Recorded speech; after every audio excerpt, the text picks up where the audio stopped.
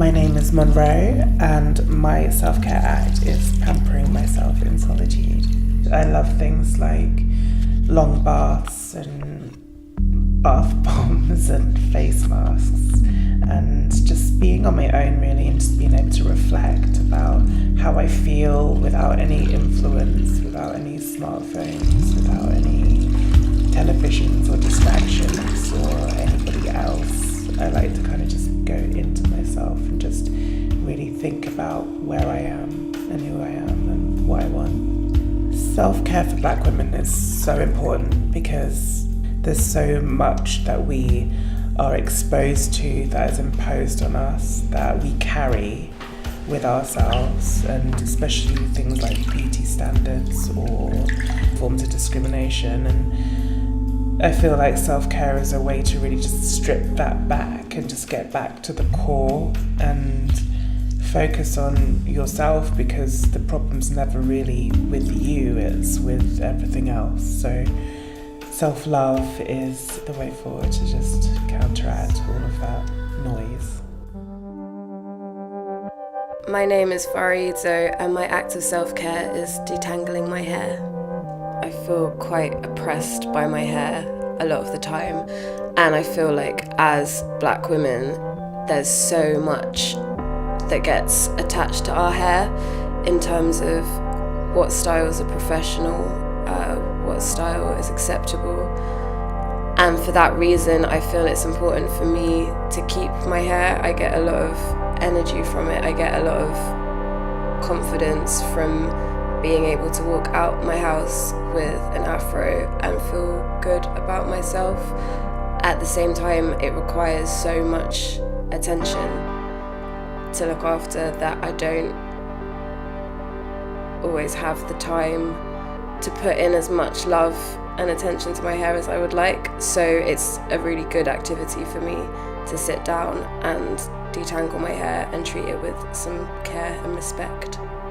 Black women are often put in roles where they have to look after other people. They're often matriarchs, they're often the caregivers in their role within their families, their role within their friends.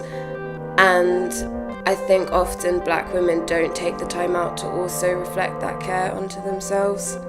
So that's why I think self-care for Black women is important. My name is Grace, and my act of self-care is looking after my skin. Looking after my skin is important to me because it's not something that I really did as a child. My mum would try and get me to look after my skin and moisturise and stuff, but I wasn't really into it because I was just running around and didn't really have time for it. So it's something that I do now consciously. As an adult, it's something that I have to take time to factor into my daily routine. So it's something that makes me feel calm, it sets me up for the day, and then it's also a way of me winding down at night.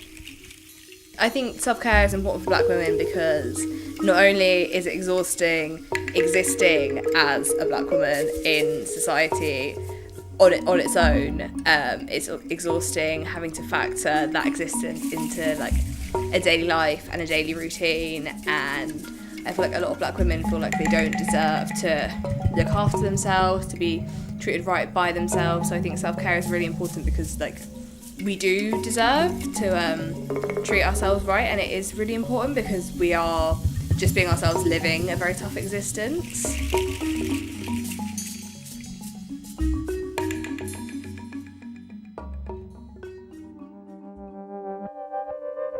My name is Michelle, and my act of self-care is art in all its forms. It helps me express myself. But I feel like I have loads of different ways to express myself, but I think it's more private.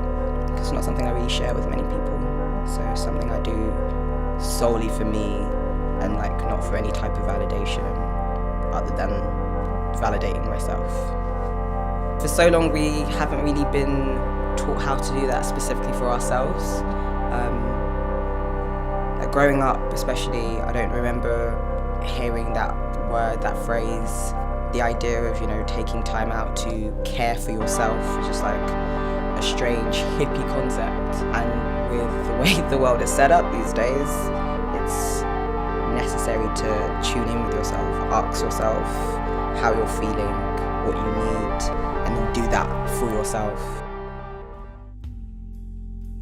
My name is Barbier, and my act of self-care is meditation. Meditation connects me to my body, which I've recently really tried to start to love and appreciate, because it's my home. My mind and my body are connected, and I want them to be connected. So this way I'm checking in with myself, because I'm always checking in on other people and I'm never checking in on myself. And taking the courage to live my best, if that makes sense. I feel that black women have been taught to be the backbone for everybody else apart from themselves, and that can only go so far. And because I am so connected to my body and to my mind, if I'm putting all of that energy out there for other people, I'm going to be drained. So we need to, as black women, put the care back into ourselves, because like I said, our bodies are our home. And if we're constantly giving, which society tells us that we need to do, because society tells us that we're not enough, so give more or change more or do more. So because black women are always giving, I feel that we're always deflating, and we don't even know that we're deflating ourselves.